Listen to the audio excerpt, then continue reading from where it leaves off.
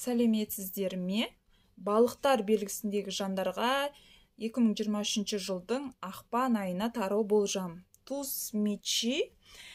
Балықтар, туз мечи бір қандай да бір іске шешім қабылдайсыздар, бір қиын ситуациядан шығып, жаңа жол табасыздар, жаңа өзгерістер болады, бір жаңа мүмкіндік, жаңа өмір, қандай да бір нәрсені жаңадан бастайсыздар. Бір қазір қиналып жүрген момент болса, ол ситуациядан шығатындай мүмкіндік болады. Және де соны қайтадан бастау, немесе жаңа өзгерістер алып келу өміріңізге. Келесі бізде шестерка мечи. Бұл кішкене негативный карта, себебі мечи адамның ішкі қорқынышы, уайымы, переживания. Қандай да бір істі уайымдайсыз, жаңағы біраз қиналуларыңыз да мүмкін. Серьезный перемена болады өмірлеріңізде. Бір қандай да бір нәрседен шешім қабылдау, жаңа өмірге жол, бір нәрседен айырылып қалдыру, тастау. Мысалы бір бұрыннан келе жатқан бір жұмысыңызды, бизнесіңіз жүрмей тұрса, мысалы соны қиналып оны алдыға алып жүруге болмайды, жіберу керек. Бұны сүйреп алдыға алып жүруге болмайды.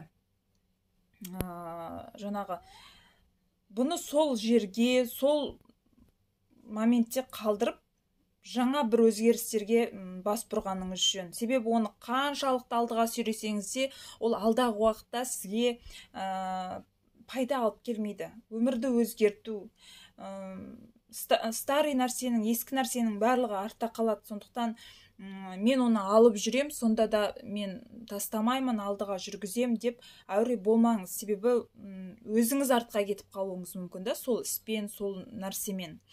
Сондықтан жаңа өмірге қадам бастау, кардинальный бір өзгерістерден бұл кезде қорықпау керек. Жаңа мүмкіндіктер болса, жіберіп алмаған дұрыс мүмкіндігінше. Келесі бізде четверка, жезл. Четверка жезл бұл өте положительный карта, стабильность, комфорт, жақсы өмір сүру. Яғни енді қаржы жағы жаман болады деп айта алмаймын. Қаржы жағы ақпан айында жақсы сіздерде. Бірақ та семейный жағынан именно көбі қорқады ғой, мысалы семья жағынан ақпан айында реніш болып жатса, яғни бұл айдың аяғына дейін барлығы реттеледі. Яғни семья жағынан потеря сіздерде болмайды, ажырасып кету, отношенияның бұзылуы деген сияқты. Яғни сіздерде ұрыс керіс, бір реніш, айдың басында түсінбеушілік болып жатса, айдың аяғына дейін барлығы ретке келеді.